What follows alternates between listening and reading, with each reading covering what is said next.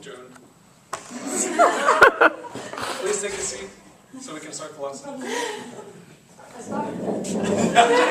Talk to you, Joan. Did you begin? Yeah, you're on 13 seconds. All right, welcome class.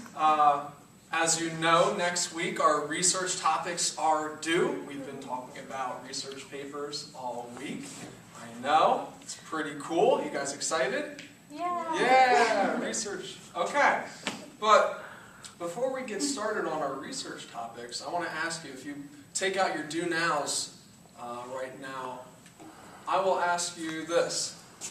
What is credibility? Take a few minutes. Just think about that. What is credibility?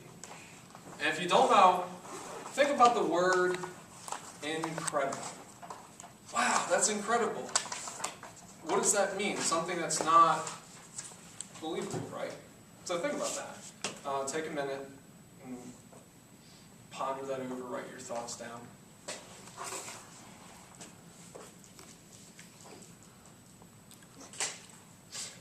All right. So what did you guys come up with? Yes? Okay, well at first I hadn't really heard of credibility, and I thought of like edible, credible, edible. Okay. But that's not right, because of incredible, it's like something above the norm of like, it's cool, it's real, and you can believe in it. Absolutely. Yeah. Something that you can believe in, a source that is believable, that you can trust. Something that you can trust. Any other answers? What is credibility? Good answer. Yes? Like integrity? Yeah, absolutely. Something that has integrity. And why does it have integrity? What's that? Why does something have integrity? Because there's a truth in it. There's truth in it. And how do we determine truth in something? Well, it depends on the person, honestly, but Okay. if you can relate to it, I'd find it to be truthful True. for the most part. Okay. Very good. Well, we're going to figure out how we can find out if something is, if it has integrity, and if it is indeed credible. So, can I have two volunteers that actually pass out two worksheets? Yes, yes. Here you go. Thank you. Thank you. What I'm actually handing out, first we have the types of sources that you will be using for your research paper. And the second sheet that's going to be passed out is actually a credible sources planner. So after today's lesson, you can actually find credible sources on your own. And I'll just take the extras once you're done. Thanks so much. Thank you. All right. So first, take out the types of online sources sheet that you have. Give it a look over, quick minute, and then I want you to do something for me. I want you to turn to your partner, or the person that's closest to you, and I want you to tell me what sources on this sheet are actually credible.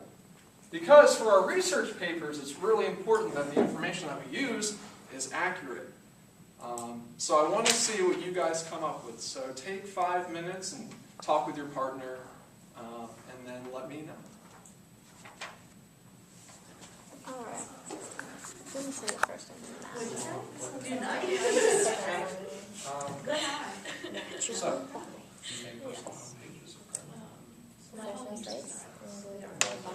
Yeah. because you, How do you know? How does someone else know that's true? Oh, that's This one says not legitimate, right? you would not. Yeah. I say this one's what it said. So, when you're thinking about pushing a homepage, if someone gets someone's opinion, But they're also sometimes. may not necessarily be true. There is that personal opinion. If something is true, if it's based in fact, and if it's a credible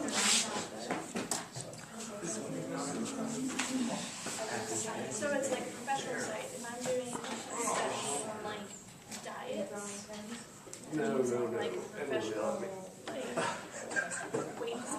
I did tweak my.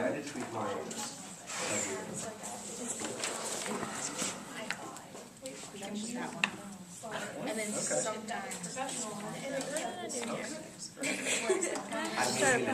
naturally biased. I was like, check. We'll talk about that. Less Very good. selfish. You guys come up with some good stuff? Yeah. Yeah. Do I have your permission to use your credible source planner and my I do both? Absolutely. Okay. Unrelated. Thank you. Okay, guys, just wrap up your discussion. All right, well, thank you, guys. You're very good today. You were really rowdy the other day. All right, so let's go through the list, and you tell me what is credible. So, personal home pages, maintained by individuals. They are often informal. Individuals can post their resumes, link to favorite sites, and showcase their interests and ideas. Is this a credible source? No. No, why? Because people can put whatever they want on it. And Absolutely. Yeah, and what do you call that? Incorrect? What? Well, I mean, what do you call someone putting their own ideas? Oh, bias. It's biased, yeah, absolutely, because it is their own opinion. So when you're looking into your research papers, you don't want to use someone's opinion. You want to use something that's actually factual. So next, special interest sites. Is this credible or is it not? It's not credible. Okay, why not? It says right on here that special interest sites are naturally biased. They're kind of promoting their own thing, so it might not show both sides of the coin, but we need an observation that you could use it in research if you acknowledged the bias. That's a very good point. That's actually something I didn't think of. That's really good. Yeah, any source that inherently has a natural bias, you do not want to use, unless you actually acknowledge its bias, and that works for your argument. All right, next, professional sites. Credible or not credible? Credible. Okay, why? Because they have to go by regulations and rules most of the time, and they're Okay. organizations. Right, absolutely. So, I mean, think of the FBI. That's a pretty credible institution. And so, if they have a database of information, or if the CIA has a database of information, you would believe the facts that they are acquiring, because they're an older institution. They've been gathering facts, for a long time. News and journalistic sites. Credible if they're an established news source. Correct. That's cool. That's good. So would you say the New York Times, for example, is credible? I would say so. It still has bias because you're writing an argument from one side or the other, Mm-hmm. but it's better than some daily news from a little town you don't know about. Right. Unless if that little newspaper in that little podunk town, is right on the scene and they actually give a more objective point of view. When you're looking for your sources, you want things to be as objective, or what do I mean by objective? Not taking a side. Right, not taking a side. Viewing everything almost as an object, and not as a person, not with emotion. Finally, commercial sites. Sarah? I would say not, because they're trying to get your money. Right, yeah, anything that wants any kind of source that wants your money, you probably shouldn't trust. Great, you guys did an awesome job. So, next we're actually going to watch a video on the projector that kind of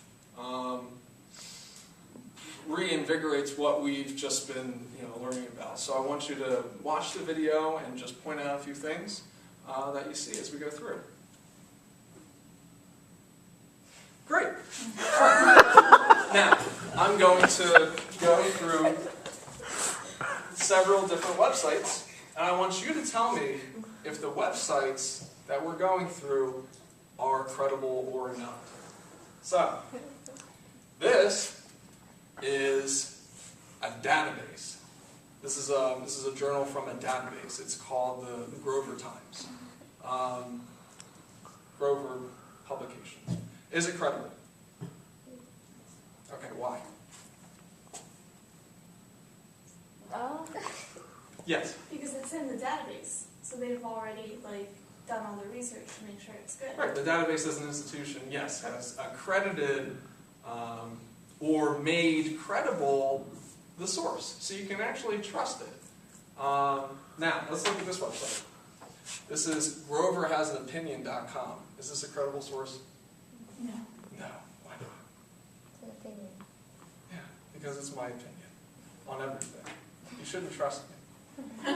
So, all right, you guys did an excellent job with this. Now, for tomorrow, I want to have some real-world examples of some credible sources. So, if you actually look to your credible source planner, it has the name of the resource, the source type, which is if it's a website or a journal article, etc., and why the source is credible. So if you can come back tomorrow with at least 2 sources, I would be very happy. Make sure, this is a homework grade, so do complete it.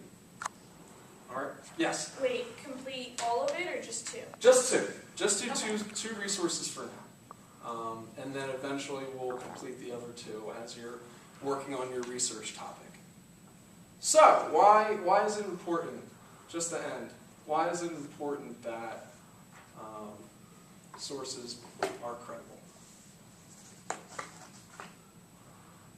Yes? Because it, because like it adds integrity to your academic writing and whatever you submit to your professor or your English teacher. Right. And why is it important to have integrity in your academic? Because you don't want to plagiarize or you want everything to be a voice of yourself and not someone else. Okay. Yeah, having a voice of yourself, incorporating fact, incorporating objective views. So, all right, go off to advanced calculus.